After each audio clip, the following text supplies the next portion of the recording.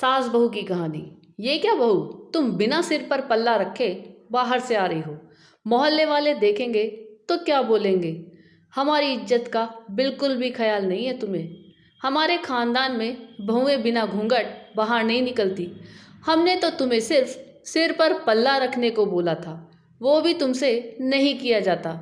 नीला के बाहर से आते ही सासू माँ कविता जी तानों की बौछार करने लगी। नीला की शादी साल भर पहले तरुण से हुई थी।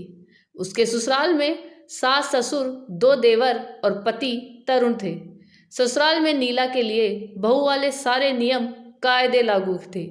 सुबह जब जल्दी उठना, रात को सारा काम निपटा कर सोना, सास ससुर की आवाज़ पर दौड़े आना, देवरों की खाने पीने की फरमाइशें बिना देर किए पूरी करना।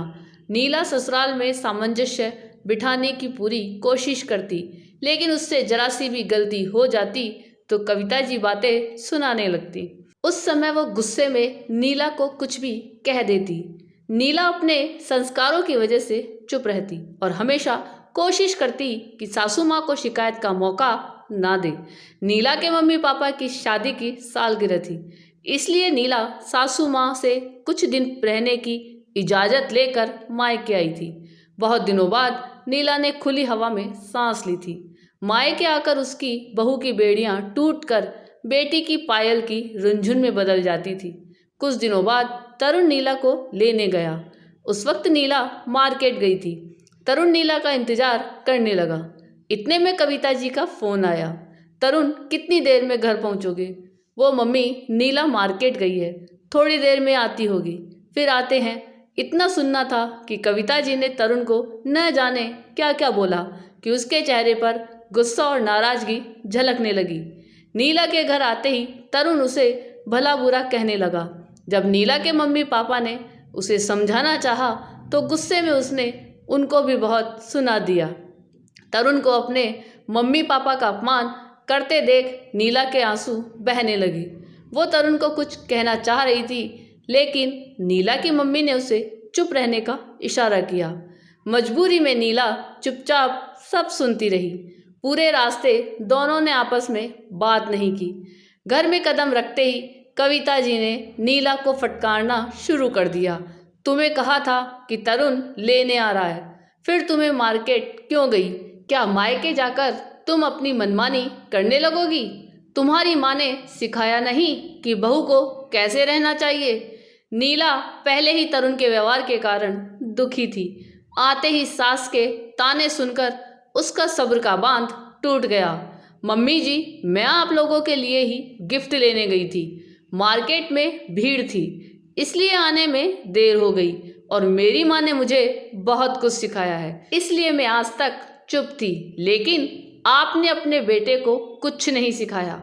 मुझे लगता है कि कुछ चीज़ें आपको अपने बेटे को भी सिखानी चाहिए, क्योंकि संस्कारों की जरूरत बहू को ही नहीं, बेटे को भी होती है। बहू बनते ही लड़की के पाँव में संस्कारों, रिवाजों, शर्म, हया की न जाने कितनी बेड़ियां पहना दी जाती है, लेकिन बेटा शादी के बाद भी वैसा ही रहता है। वो भी किसी का पति, किसी का दामाद, किसी का जीजा बनता है, पर उसके लिए कोई नियम नहीं। बहू को मुंह खोलने की मनाही है, लेकिन दामाद अपने सास ससुर को कुछ भी बोल सकता है।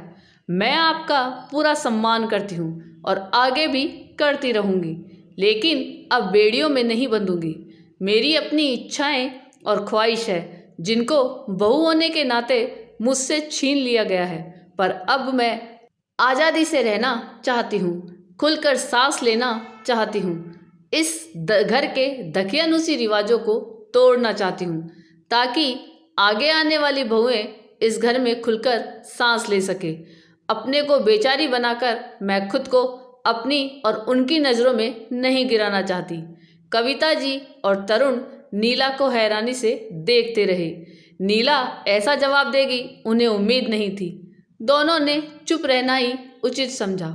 शायद ऐसी गलती वो फिर कभी नहीं करेंगे। आपको ये कहानी कैसी लगी, ये कमेंट करके ज़रूर बताइएगा। चैनल पे नए हो तो सब्सक्राइब जरूर कीजिएगा और वीडियो को लाइक और शेयर कीजिएगा। धन्यवाद।